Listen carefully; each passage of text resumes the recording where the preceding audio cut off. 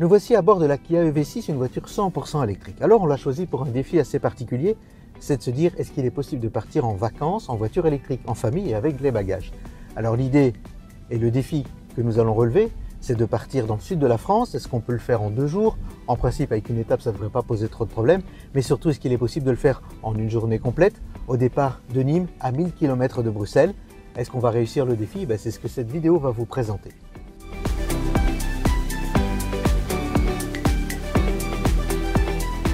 Alors, la voiture que l'on a choisie pour cette route des vacances, en mode 100% électrique, c'est la Kia EV6.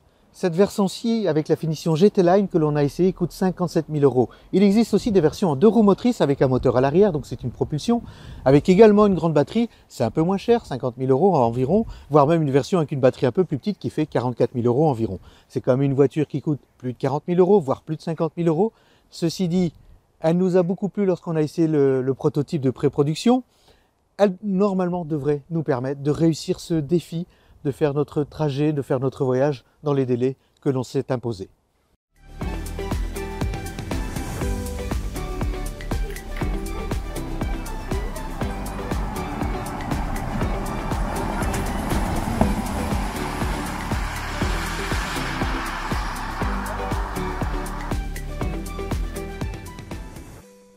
Et oui, 100% de batterie, on le voit sur l'écran qui est ici.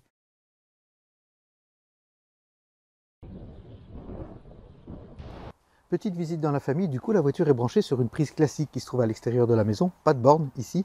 Heureusement, nous allons passer la nuit parce que la voiture sur ce type de prise, eh bien ça prend vraiment beaucoup de temps pour recharger. On va d'ailleurs regarder le temps qu'il lui faut. On rentre dans l'habitacle et regardez ça, 25 heures de charge alors que la batterie est à 57%. Pourquoi? Parce que nous sommes sur du monophasé et ça prend donc beaucoup de temps. Une chose importante quand on a une voiture électrique, c'est qu'il faut éviter que la voiture soit gelée, parce qu'on va perdre beaucoup d'énergie pour la dégeler. Alors un truc tout simple, c'est quand elle est en charge, eh bien, il suffit de programmer la climatisation pour que la voiture soit à bonne température au moment du départ. Donc ce qu'on va faire ici, on va donc programmer la climatisation pour le départ du lendemain. Voilà, petit coup de programmation, on part samedi à 9 h. Ok. Et la voiture est prête, c'est-à-dire que pour demain, en principe, la voiture sera à bonne température. Et surtout que la nuit s'annonce froide, donc c'est une bonne chose pour éviter de devoir dépenser trop d'énergie pendant que la voiture roule.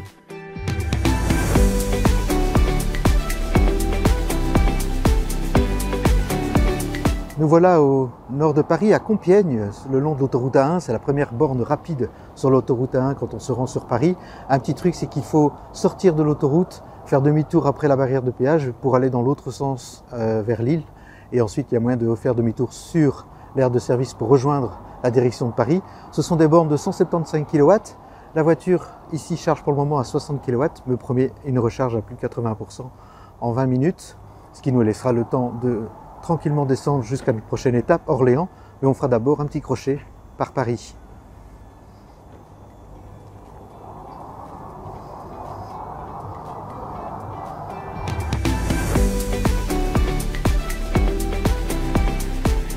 Nous voilà maintenant à Orléans, du moins au nord d'Orléans, après plus de 224 km depuis Compiègne. La batterie était encore assez chargée, on avait encore à peu près 20%, mais on va bientôt s'arrêter. Et donc on est dans une station Ionity qui se trouve en fait dans un zoning. Et vous voyez, il n'y a aucun service disponible.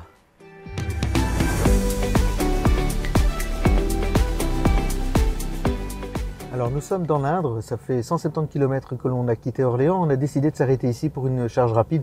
La voiture avait encore assez d'autonomie pour rejoindre une autre borne, mais on a préféré prendre un peu d'avance. Pourquoi? Parce qu'on va arriver sur une zone où il sera plus difficile de charger en direction de Montauban et de Toulouse. Alors on a aussi laissé la climatisation allumée, ce qui ralentit un petit peu la charge. Mais on a quand même une charge à plus de 130 kW, donc c'est quand même pas mal, ce qui permet de recharger très rapidement. On en aura pour 20 minutes maximum pour atteindre 90% de batterie, ce qui nous laissera suffisamment d'autonomie pour rejoindre la prochaine borne. Alors il faut savoir aussi qu'on est dans la voiture parce que la météo n'est pas très encourageante. On sort de l'hôtel, on a pris le petit déjeuner il y a moins de 2 heures, donc on n'a pas vraiment envie de café. Mais donc là, attendre dans la voiture, c'est pas ce qu'il y a de plus agréable. Et donc on a aussi laissé l'air conditionné tourner pour que la voiture soit à bonne température et surtout que la voiture n'ait pas de buée sur le pare-brise avant de démarrer, parce qu'on perdrait de nouveau une partie de l'énergie à désembuer la voiture au démarrage.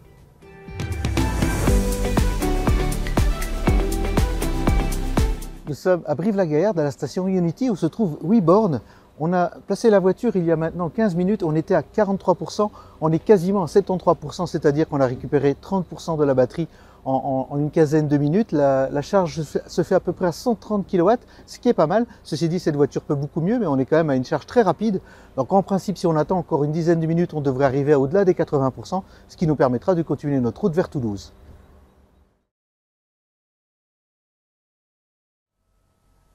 Bienvenue au bord Ionity entre Montauban et Toulouse. Alors, comme vous le voyez, c'est un endroit désert. En fait, nous sommes un dimanche, donc il n'y a pas grand monde. Nous sommes devant une énorme station pour poids lourds, dans une zone industrielle, et nous avons des bornes Ionity qui sont très efficaces. Donc heureusement pour nous, on ne doit pas attendre trop longtemps, une dizaine de minutes seulement, pour charger la voiture.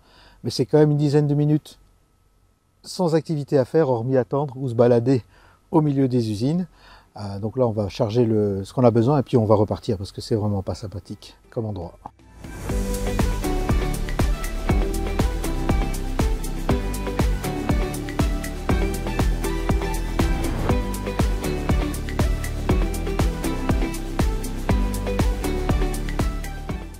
Nous voilà à Carcassonne après une journée de route au départ d'Orléans. La route a été un peu plus longue que prévu, mais à cause des embouteillages, puisque finalement nous avons fait les recharges qui étaient prévues sur des bornes rapides le long des autoroutes ou à proximité des autoroutes. Maintenant nous sommes à l'hôtel, la voiture avait encore 50% de batterie, et ce qui est bien dans cet hôtel, c'est qu'on peut brancher la voiture sur une borne de 7 kW, ce qui permet de recharger durant toute la nuit. La voiture sera à 100% demain matin.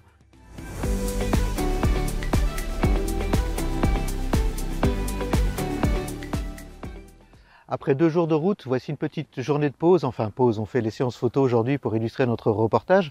Nous nous trouvons le long du canal du Midi, pas loin de Carcassonne.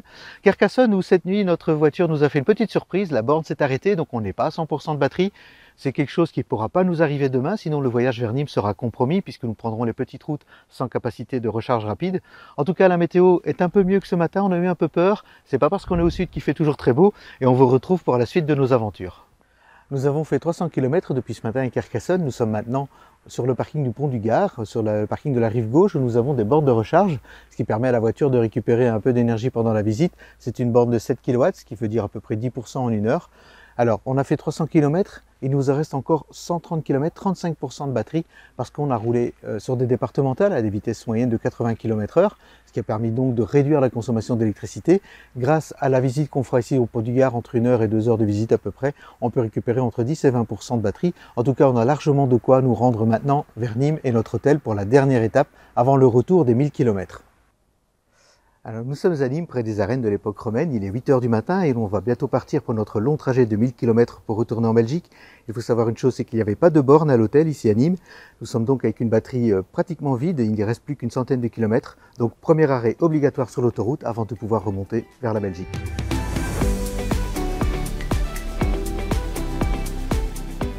Nous sommes sur l'aire de service de Tavel Sud, sur la A9, près d'Avignon, où nous sommes à une station Ionity pour recharger la voiture puisqu'on n'a pas pu le faire à l'hôtel. Alors en 20 minutes, elle est passée de 20 à 80%, maintenant c'est un peu plus lent et c'est normal. On attend déjà depuis une bonne demi-heure, on est à 90%.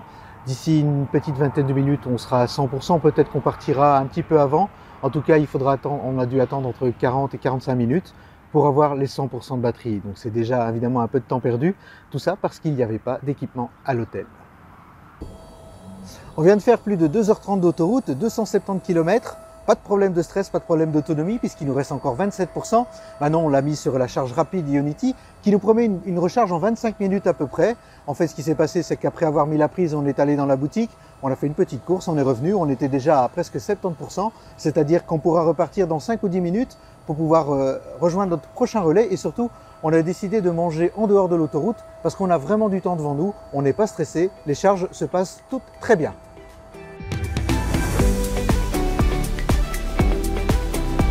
Alors on a fait un petit arrêt imprévu sur l'autoroute parce que un peu après Mâcon, on a découvert qu'il y avait maintenant une nouvelle station Fastnet qui s'est installée en France.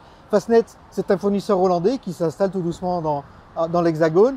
Alors on fait une charge rapide juste pour montrer, après on va vite repartir. Mais ce sont des chargeurs rapides comme Ionity ou Total qui permettent de faire des recharges à 150 kW, voire au-delà parce que celle-ci est à 300 kW si la voiture le veut bien. Donc Fastnet, un nouveau fournisseur qui permet encore de faciliter les déplacements en longue durée. Le premier bilan qu'on peut déjà tirer de cette expérience de conduite sur un long trajet vers le sud de la France, c'est que sur le réseau autoroutier français et sur le réseau payant en particulier, on trouve assez facilement des bornes de recharge rapide, c'est-à-dire qui permettent de recharger à plus de 150 kW. Alors pour que ça fonctionne, bien que souvent la voiture sera plus aux alentours de 125 kW qu'au-delà de 150, il faut deux conditions. C'est d'abord que la voiture ait une autonomie suffisante sur autoroute, au moins 300 km, c'est-à-dire une bonne batterie d'au moins 77 kWh, et ensuite qu'elle soit dotée d'un chargeur rapide, qui lui aussi peut accepter au moins 150 kW. Ici, la Kia EV6, non seulement elle a une grande batterie de 77 kWh, mais elle a également un chargeur qui peut aller jusqu'à 240 kW, ce qu'on n'a jamais obtenu pour l'instant. Il nous reste encore 450 km et une seule charge, près de Reims. Alors, on a aussi eu des petits couacs. Il y a eu une borne qui s'est arrêtée. On a aussi eu une autoroute où les bornes étaient hors service durant notre passage entre Toulouse et Carcassonne. Heureusement, on avait chargé juste avant Toulouse, donc on avait assez pour rentrer à l'hôtel. Là aussi, dans les hôtels, ils ne sont pas tous équipés de bornes, ce qui fait que parfois, on doit partir avec la charge qu'on avait à l'arrivée à l'hôtel, qui n'est donc pas suffisante que pour pouvoir faire un premier long trajet. Il faut donc rapidement trouver une borne rapide et à encore perdre 20 à 30 minutes, voire un peu plus, pour recharger la voiture avant de pouvoir continuer son voyage. Donc il est temps que les hôtels et que les réseaux d'hôtels en tout cas fassent le nécessaire pour pouvoir offrir à leurs clients des bornes de recharge.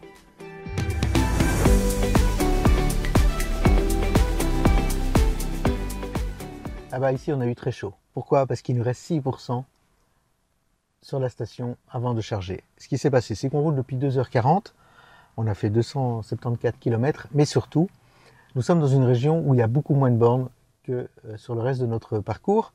En fait, j'ai ici un petit plan de route avec toutes les bornes et je devais absolument charger sur cette borne qui se trouve à Reims en direction de Paris. Sauf qu'en direction de Paris, toutes les bornes étaient prises et vu les véhicules qui y étaient et les écrans, on savait qu'on en aurait pour un petit bout de temps. Alors, on a pris le risque de continuer vers Paris pour faire demi-tour pour aller prendre la borne qui se trouve dans l'autre sens, dans le sens qui retourne vers Reims, ce qui rallongeait encore notre parcours d'une trentaine de kilomètres, juste à la limite de l'autonomie de la voiture. Donc en coupant l'air conditionné et en réduisant la vitesse sur autoroute et en jouant intelligemment avec la régénération au freinage, on a réussi à arriver à la station avec 6%, c'est-à-dire 10 km d'autonomie. Alors là, il n'y a personne, dans ce sens-ci, il n'y a vraiment personne, on est vraiment tranquille, alors que l'autre côté, c'était déjà plein, toutes les bornes étaient prises avec des gens qui attendaient, donc c'était vraiment plein. Ici, la voiture nous annonce une vingtaine de minutes pour recharger à 80% et 40 minutes pour charger à 100%. Alors, on va prendre notre temps. Pourquoi? Parce que de Reims à Nivelles, où il y a une borne rapide aussi, qui est en fait notre dernière étape, il y a entre les deux la borne Ardennes-Voinic. Sauf que la borne Ardennes-Voinic, lorsqu'on a fait notre voyage préparatoire, eh bien, on sait que c'est pas une borne fiable. Donc, on va s'y arrêter quand même pour essayer de gratter quelques pourcents d'autonomie. Si c'est pas possible, on sait normalement rentrer à Nivelles avec 100% sur la batterie. Encore une fois, ça va être chaud. On le savait que la fin du parcours serait délicat.